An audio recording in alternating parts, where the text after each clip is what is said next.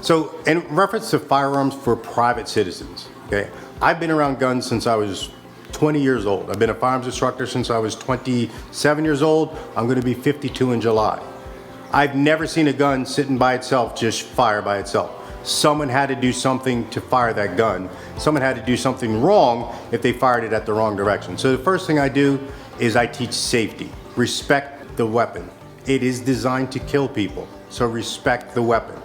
I do believe that we should have more training requirements for people that are going to possess firearms in the state of New Jersey. Just like if you're going to go get a car, you have to pass a driving test, and you have to periodically show that you are still a resident of New Jersey. You have to periodically take an eye test and so forth.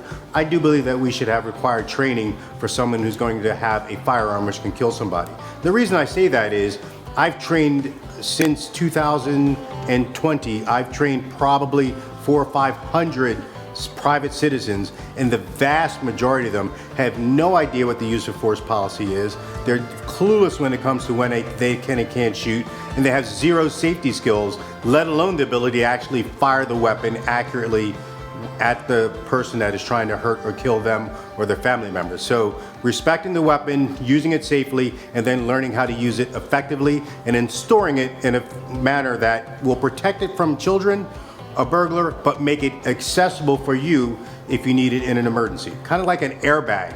I equate it to an airbag. Your airbag would be no good to you if it was in the trunk and just before you got into an accident, you had to take it and put it in the steering wheel. It has to stay in there, but those things are so protected that only a certain stimulus will make them function.